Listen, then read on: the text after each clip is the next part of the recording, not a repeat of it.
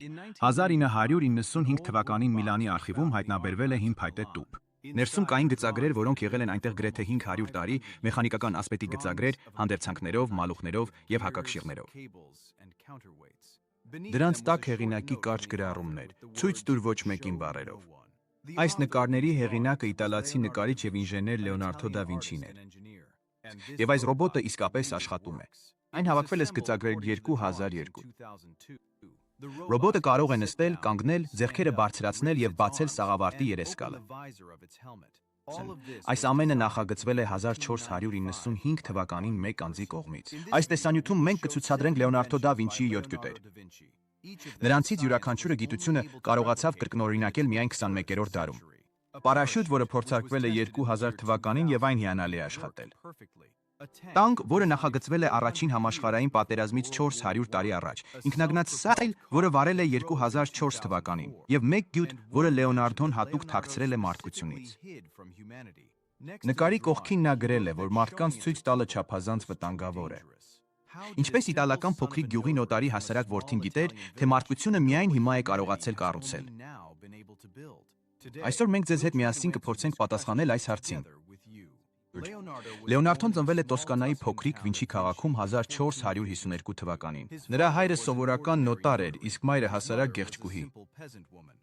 Լեոնարդոն իր մանկության եւ պատանեկության տարիներին համակարգված կրթություն չի ունեցել։ Նա չգիտեր լատիներեն եւ չէր կարող կարդալ իր ժամանակի գիտական տրակտատների մեծ մասը։ Բայց չնայած դրան նա 7 հեղափոխական բացահայտումներ արեց, որոնք փոխեցին տեխնոլոգիայի պատմությունը։ 500 տարի առաջ 1485 թվականին Լեոնարդոն պարաշյուտ է նկարել։ Codex Atlantis-ում պահպանվել է բրգաձև կառուցվածքով էջ։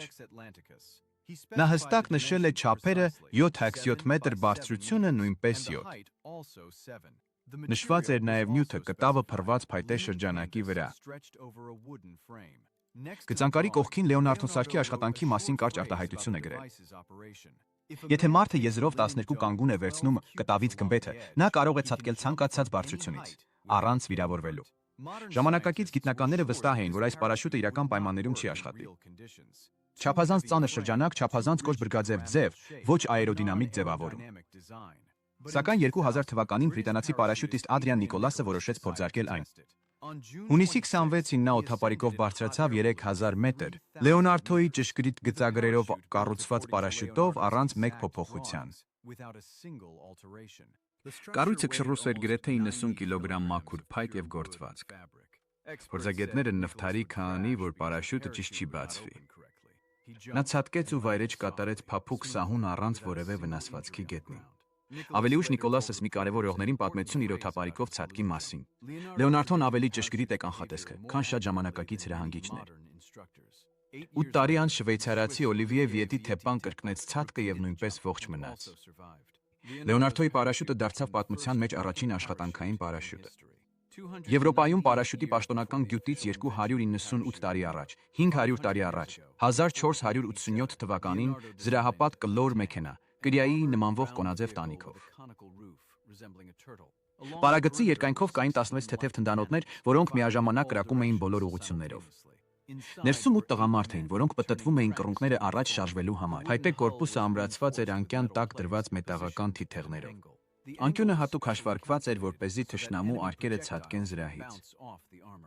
Առաջին համաշխարհային պատերազմի մարտադաշտերում առաջին տանկերի հայտնվելուց 400 տարի առաջ Լեոնարդոն առաջարկեց այս մեքենան Միլանի դուքս Լյուդովիկո Սֆորցային։ Դքսին ուղված նամակում նա կարճ ու վստահ արտահայտություն է գրել դրա հնարավորությունների մասին։ Ես կստեղծեմ զրահապատ վագոններ, հուսալի եւ անթափանց թշնամիների համար։ Նրանք իրենց զենքերով ճանապարհ են կտրելու ցանկացած հետևակի շարքերով։ Բայց երբ ժամանակակից ինժեներները սկսեցին ուշադիր ուսումնասիրել գծագրերը, տարօրինակ բան գտան։ Փոխանցումները դիտավորյալ դասավորվել են հակառակ հերթականությամբ։ Եթե բռնակները շրջեք, անիվները կպտտվեն հակառակ ուղղություններով։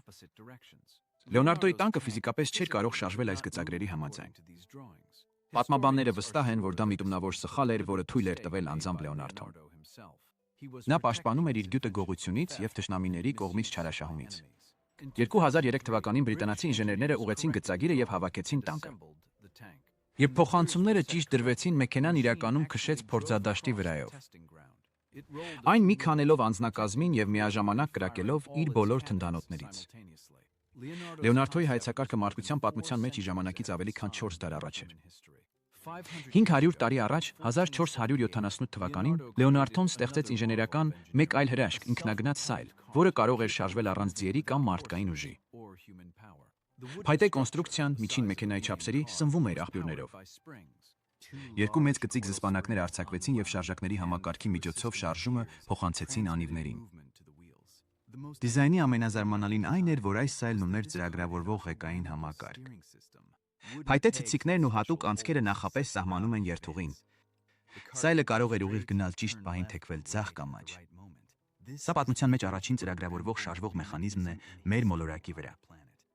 Կարլ Բենցից եւ նրա ներքին այրման շարժիչով ավտոմեքենայից 400 տարի առաջ։ 2004 թվականի ապրիլի 24-ին Իտալիայում պատմական իրադարձություն է տեղի ունեցել։ Ֆլորենցիայի գիտության պատմության թանգարանը հանրությանը ներկայացրել է Լեոնարդոյի սայլի աշխատանքային մոդելը։ Թիմը ղեկավարում էր իտալացի գիտության պատմաբան Պաոլո Գալուզին։ Նրանք մոդելը կառուցեց խստորեն ըստ գծագրերի առանց սեփական որևէ բան ավելացնել։ Երբ մեխանիզմը գործարկվեց հանդիսատեսի առջև, սայլը իրականում շարժվեց դահլիճով։ Այն հետևում էր ծրագրավորված երթուղուն, շրջվելով ճիշտ տեղերով, ինչպես նախատեսված էր։ Ժամանակակից ինժեներներ այն համեմատում են մարսագնացների հետ իր գործողության սկզբունքով։ Ծրագրավորվող շարժում կանխորոշված ճանապարհով միայնակ, առանց օպերատորի։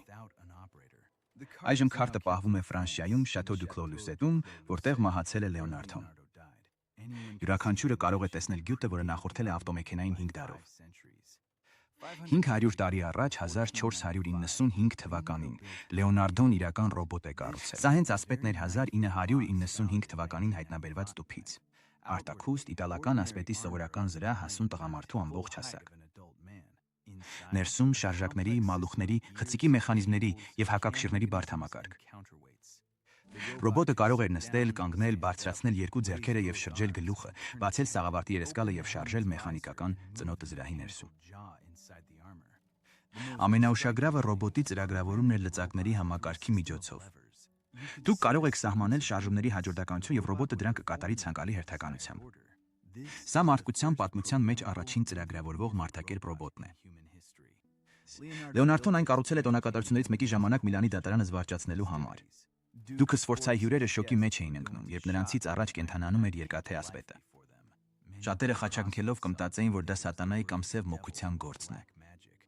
2002 թվականին այն վերակառուցվել է ամերիկացի ինժեներ Մարկ Ռոշեյմի կողմից, որը ոչ միայն ինժեներ էր, այլ մասնագետ, ով ստեղծել էր ռոբոտներ ՆԱՍԱ-ի տիեզերական գործակալության համար։ Ռոշեյմն աշխատել է Մարսի հետախուզման եւ տիեզերականների սպասարկման ռոբոտների վրա։ Եվ Լեոնարդոյի գծագրերի մասին մի կարևոր արտահայտություն ասաց։ Դրանք այնքան ճշգրիտ են, որ ժամանակակից դրանք օգտագործել որպես աշխատանքային սխեմաներ, առանց որևէ փոփոխության ուղղակիորեն այսօր ռոբոտների զանգվածային արտադրության համար։ Վերակառուցումից հետո Ռոշեյմն օգտագործեց Լեոնարդոյի գաղափարները ՆԱՍԱ-ի համար իր նախագծերում։ Նա դրանց հիման վրա տիեզերական կայանի համար մարդակերպ ռոբոտ է մշակել։ Այսպիսով 15-րդ դարի տեխնոլոգիաները հիմք դարձան 21-րդ դարի ռոբոտների համար։ 500 տարի առաջ, մոտավորապես 500 թվականին Լեոնարդոն նախագծել է սուզվելու կոստյում։ Ոչ միայն սուզվելու դիմակ, այլ երկարատև ստորջրյա աշխատանքի ամբողջական համակարգ։ Կաշվե կոստյում, շնչառական խողովակներով, որոնք տանում են դեպի լողացող ջրի մակերեսին, ապակյա ոսպնյակներ աչքերը հստակ տեսնելու պղտոր ծովի ջրի մեջ, կաշվե ձեռնոցներ եւ լողակներ, որոնք ընդօրինակում են ձկան լողակները շարժման համար։ Եվ ամենազարմանալին դետալը փրկարարական ժիլետ պայուսակից օդով փքված։ 19-րդ դարում գյուտից 350 տարի առաջ Լեոնարդոն կոստյում էր նախագծում այն ժամանակվա վենետիկյան մարտական սուզորդների համար։ Այն ժամանակ Վենետիկը պատերազմում էր Օսմանյան կայսրության հետ Միջերկրական ծովում գերակայության համար։ Գաղափարն այն էր, որ թուրքական նավերի տակ լիցքերով սուզորդներ ուղարկեն դրանք պայթեցնելու համար։ Նպատակը սուլթանի նավատորմը խորտակելն էր հենց նավահանգստում առանց մեկ ճակատամարտի։ 2003 թվականին իտալացի ինժեները Լեոնարդոյի գծագրերի հիման վրա կոստյում է կառուցել։ Նա դրա մեջ իջավ 6 մետր ջրի տակ Վենետիկյան ծովածոցում։ Աշխատել է շնչառական համակարգը, կոստյումը պահել է ճնշումը, տղամարդն ազատ շնչել է ջրի տակ։ 443 տարի անց Ժակ Իվ Կուստոն ստեղծեց ջրային թոքերը։ Հիմնվելով նույն սկզբունքների վրա, փակ շնչառական համակարգ, աչքերի պաշտպանություն եւ անվտանգ վերելքի համար կարգավորվող բոց։ Կուստոն օգտագործել է Լեոնարդոյի կողմից իրենից 5 դար առաջ գտած լուծումները։ 500 տարի առաջ, մոտ 1481 թվականին, Լեոնարդոն հայտնագործեց գնդացիրի նախատիպը բազմափողանի թնդանոթ ընդհանուր 33 տակառով։ Տակառները դասավորված էին 3 շարքով, յուրաքանչյուր շարքում 11 հատ։ Գործողության սկզբունքը զարմանալիորեն նման է զորքերի կրակային աջակցության ժամանակակից մարտավարությանը։ Մինչ մի շարքը համազարկ էր արձակում, երկրորդը սառչում էր նախորդ կրակոցից հետո։ Երրորդ աստիճանը այս պահին վառոդով լիցքավորվում էր հաջորդ համազարկի համար։ Դա հանգեցրեց շարունակական կրակի առանց երկար դադարի յուրաքանչյուր տակառի վերալիցքավորման համար։ Ամբողջ համակարգի կրակի արագությունը համակցված համազարկերում հասնում էր րոպեում 100 կրակոցի։ Համեմատության համար նշենք, որ 15-րդ դարի սովորական թնդանոթը 2 րոպեն 1-1 կրակոց է արձակում։ Լեոնարդոն այս զենքն առաջարկեց Դուկաս Չեզարե Բորջիային ռազմական արշավի ժամանակ, բայց նույնիսկ անողոք Բորջիան հրաժարվեց նման մահվան մեքենայից, չափազանց հեղափոխական, չափազանց կործանարար իր ժամանակի եւ դարաշրջանի համար։ 2009 թվականին իտալացի հրացանագործները վերակառուցեցին բազմափողանի թնդանոթը։ Այն աշխատում էր ճիշտ այնպես, ինչպես Լեոնարդոն նկարագրել էր իր սեփական օրագրերում։ Շարունակական կրակի մարտավարությունը բանակներում ի հայտ եկավ միայն 19-րդ դարում։ 400 տարի անց Ռիչարդ Գաթլինգը նույն սկզբունքով հայտնագործեց գնդացիրը։ Լեոնարդոն նկարագրել է զանգվածային կրակի ժամանակակից մարտավարությունը դրանց հայտնվելուց 4 դար առաջ։ Եվ այսպես մենք հասնում ենք այն գյուտին, որը թաքցրել է ինքը Լեոնարդոն։ 500 տարի առաջ Լեոնարդոյի նոտաներում հայտնվեցին սուզանավի գծագրեր, որոնք լիովին ֆունկցիոնալ են, սուզվելու եւ մակերևույթի համար բալաստային համակարգով, միաժամանակ բազմահոգանոց անձնակազմի համար շնչառական համակարգով, ներքևից անմիջապես ջրից նավերը հարձակվելու համար մարտական խոյով։ Լեոնարդոն այն մշակեց Վենետիկի համար, նաեւ սուլթանի թուրքական նավատորմի դեմ։ Վենետիկն այդ ժամանակ մեկը մյուսի հետևից կորցնում էր իր արևելյան գաղութները։ Թուրքերը կղզի առ կղզի գրավում էին, իսկ Վենետիկը պարտվում էր սովորական մարտերում բաց ծովում։ Լեոնարդոյի սուզանավը նոր սերնդի զենք ստեղծելու փորձ էր։ Նման սուզանավը կարող է խորտակել մի ամբողջ էսկադրիլիա մեկ մութ գիշերում։ Նախագծերը դեռ կան եւ պահվում են Միլանի Codex Atlanticus-ում։ Բայց նրանց կողքին Լեոնարդոն գրել է իր կյանքի ամենակարևոր խոսքերը։ Ես չեմ նկարագրում երկար ժամանակ ջրի տակ մնալու իմ մեթոդը։ Ես դա չեմ հրապարակում կամ բացահայտում, ելնելով տղամարդկանց չար բնավորությունից։ Նրանք օգտագործեին որպես ծովի հատակին ոչնչացնելու միջոց։ Նրանք կխորտակվեին նավերի երկայնքով, որոնց ներսում գտնվող բոլոր անձնակազմերը։ Լեոնարդոն միտումնավոր չի հրապարակել սուզվելու եւ մակերեսային համակարգի ամբողջական գծագրերը։ Նրա գրառումներում կան կոդավորված բացեր, որտեղ պետք է լինեն դիզայնի հիմնական մանրամասները։ Ժամանակակից պատմաբանները հաստատում են, որ նա միտումնավ հեռացել է տեխնոլոգիան իր օրագրերից։ 2003 թվականին բրիտանացի ինժեները փորձել է վերակառուցել նավը։ Պահպանված գծագրերի հիման վրա այն մասամբ աշխատել է, սուզվել եւ շարժվել ջրի տակ։ Սակայն երկարատև ստորջրյա մնալու համակարգը լիովին չի կրկնօրինակվել։ Լեոնարդոն այս գաղտնիքը տարել է իր գերեզման 500 տարի առաջ։ Պարաշյուտը 298 տարի առաջ էր իր ժամանակից մինչև իր պաշտոնական գյուտը։ Առաջին համաշխարհային պատերազմից առաջ տանկը 422 տարի առաջ էր իր ժամանակից։ Ինքնագնաց սայլը 408 տարի առաջ էր իր ժամանակից մինչև Բենզի ավտոմեքենան։ Ռոբոտը 500 տարի առաջ էր իր ժամանակից մինչև ծրագրավորվող ժամանակակից ռոբոտաշինությունը։ Սուզվող հագուստը 443 տարի առաջ էր իր ժամանակից։ Cousteau's Aqualung ից առաջ։ Բազմափողանի թնդանոթը 400 տարի առաջ էր իր ժամանակից մինչև Գաթլինգ հրացանը։ Սուզանավն ավելի լավն էր, քան իր դարաշրջանի ցանկացած ժամանակակից տեխնոլոգիա։ Մեկ մարդ 7 հեղափոխություն տեխնոլոգիայի մեջ, եւ դրանցից ոչ մեկը պատահական չէր։ Լեոնարդոն գրանցեց ճշգրիտ հաշվարկներ, ստուգեց նյութերը եւ մտածեց յուրաքանչյուր մեքենայի անվտանգության մասին։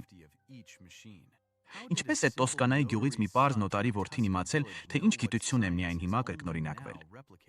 Ստանդարտ պատասխանն այն է, որ նա պատմության մեջ ամենախելացի մարդն էր, հազարամյակում մեկ անգամ հայտնված հանճարը, բնության երևույթը եւ հազվագյուտ պատահականություն։ Բայց կան նաեւ այլ հետաքրքիր փաստեր նրա կենսագրությունից եւ ճանապարհորդություններից։ Լեոնարդոն շատ է ճանապարհորդել Իտալիայով, Ֆրանսիայում եւ Արևելյան միջերկրական ծովով։ Նրան հասանելի էին արաբական ձեռագրերը եւ հին հունական գիտական տեքստերը, մագաղաթները, որոնք խաչակիրներն արևելքից բերել էին եվրոպական վանքեր։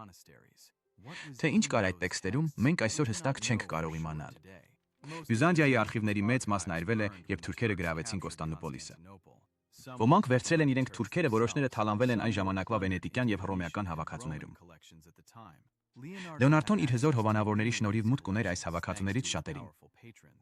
Երբ Լեոնարդոն մահանում էր Ֆրանսիայում 1519 թվականին, ամրոցում նրա կողքին էին նրա աշակերտները եւ Ֆրանսիայի թագավոր Ֆրանցիսկոս I եւ մահացող Լեոնարդոյի վերջին խոսքերը գրանցված են միաժամանակ մի քանի աղբյուրներում։ Նա ասաց, որ իր գործերով վիրավորել է Աստծուն եւ մարդկությանը, որ իր գյուտերը բավարար չեն այն նպատակների համար, որոնց նա նվիրել է դրանք։ Այն ժամանակ ոչ ոք այնքան էլ չհասկացավ, թե ինչ նկատի ուներ։ Նրա օրագրերի մեծ մասն անհետացել է մահից հետո ցրված մասնավոր հավաքածուների մեջ։ Շատ էջեր հետագայում այրվել կամ կորել են պատերազմների ու հեղափոխությունների ժամանակ։ Նրա որոշ գրառումներ դեռևս պահվում են Վատիկանի արխիվներում, դարակներում, եւ այս գրառումները փակ են մինչև այսօր գիտնականների անվճար հետազոտությունների համար։ Միգուցե Լեոնարդոն իսկամիցպես պարզապես հանճար էր իր ժամանակի եւ ժամանակաշրջանի երևույթը, կամ գուցե նա հասանելի ուներ գիտելիք, որը ժամանակին մարդկությունը կորցրել էր։